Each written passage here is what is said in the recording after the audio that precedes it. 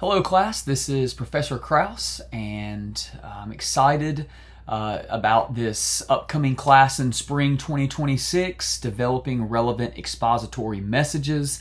We're going to be able to read a lot of really good books, be sharpened in our ability to put together lessons and sermons, and hopefully have the chance to even do some discussions together, some live discussions together if time allows. But the purpose of this video is to give you an introduction of the class, what to expect, the books you need to purchase, and just the different assignments that are going to be a part of this Developing Relevant Expository Messages.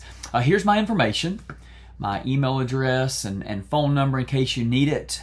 You know the deal, the course description, delivery methods, these learning outcomes that we're hoping will be present in you if they're not already by the end of the course. Let's look at the different books. As you can see, there are a lot of them. In some other classes where we have a lot of pages that are required, I give a handful of books and let students pick a lot more books that they want to choose for themselves. But I think these books do a great job of capturing what this course is about and what separates it from another course like Preaching and Teaching the New Testament. So, required texts. Let me say this though before I continue. If you have read recently for one of the other classes one of these books, then you are free to take and choose another book in the bibliography to replace it with. That way in one sense, yes, it's good. You've already read this book. It'll save you some time, but also the point of these courses is to sharpen one another and to grow. So you got Zach Eswine, Preaching to a Post-Everything World, Tim Keller's Preaching, Tony Merida, the Christ-Centered Expositor, a very field guide manual type thing, step 1, 2, 3, 4 for writing these sermons. O'Donnell and Rykins, The Beauty and Power of Biblical Exposition, one of my favorite books on preaching. Daniel Overdorf has an excellent short book on applying the sermon.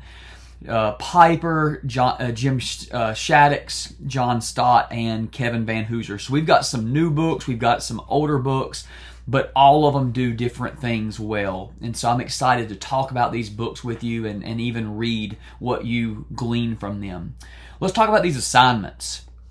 These assignments that you're going to be finding in your coursework, there's only 4 main assignments. The first one is going to be a weekly discussion post.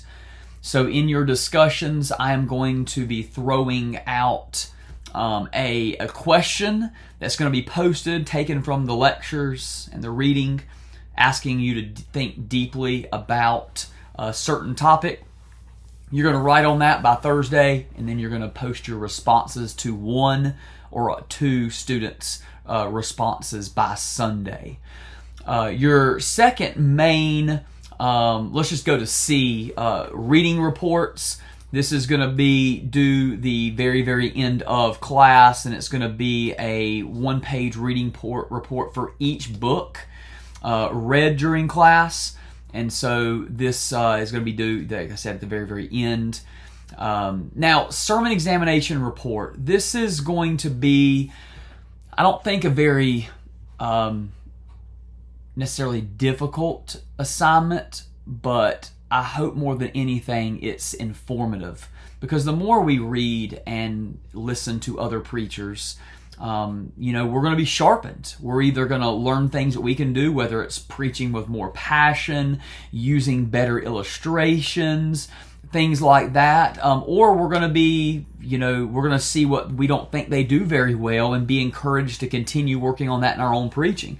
But you're going to listen to 10 different sermons from 10 different preachers, and you're going to be listing that in your bibliography so I can see what you're listening to.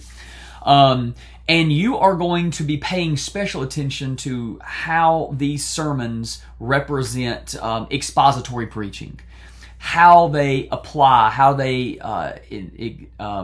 illustrate, how they explain passages. You're going to be pulling in the things you read from the books, the things that you've heard in lectures, and you are going to be writing a 18-page double-spaced report on the sermons that you listen to. And this report, I'm giving you some freedom because I don't want to, make everybody write or think through this project the same way. But the idea here is for you to put on your constructive criticism hats, your ability to analyze, and I'm not talking about trying to nitpick every single detail, but rather thinking about what makes an expository sermon, and then looking at each of these 10 sermons and thinking through what do they do well, what do they not do well, what could they work on, what have you learned, that sort of report. So I always enjoy reading those. I even can go back and listen to some of the sermons based on what you say about them. And then finally, of course, being a class on developing sermons, you're going to do this. You're going to write out a sermon manuscript, a full sermon manuscript for both an Old Testament and a New Testament sermon, demonstrating the core principles we're going to talk about. And then you're going to record yourselves preaching one of these sermons. And these need to be sermons that you've never preached before. This is not something where I preached last, 3 weeks ago, and so I'm just going to use that. No, this is a new, fresh assignment. So write a new sermon based, using all the things we learn in this class and go from there. A course schedule. We're going to be looking at preaching, a biblical and theological study of preaching. What does the Bible teach us? What does history and theology teach us about what preaching is and isn't? What is expository preaching? In the last 25 years, there's been so many books and articles and podcasts done on expository preaching and why it's so helpful and needed in the church. We're going to look at those ideas. We're going to think about the different genres found, because we are called to preach expository sermons from all the genres, and Scripture has many different genres. How can we explain, apply, and illustrate our passage? Preaching to equip our people, putting it all together, and then miscellaneous issues in preaching. And so we are going to cover all these in different weeks. Now, what that means is this required text, the order you read them in is kind of up to you. If you were really interested in following these 7 weeks and how I kind of in my mind thought through these books and why I picked them for which week and stuff, go for it. But there's not going to be a benefit or a detriment if you're reading applying the sermon week 1, just because, hey, I want to get one of the shorter books out of the way, and supremacy of God in preaching. You can read as you see fit, mark up your books, take notes, or you can write those reading reports, but there's no special order that's going to help you one way or the other.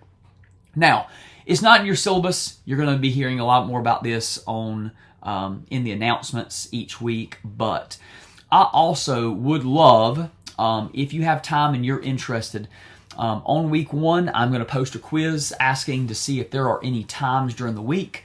For example, one of the courses I'm teaching right now, another D-Min course, I am offering a live discussion on Wednesday nights at 9 o'clock. Wednesdays 9 o'clock is not the best time at all, but it works for the class, and so that's when I'm making myself available.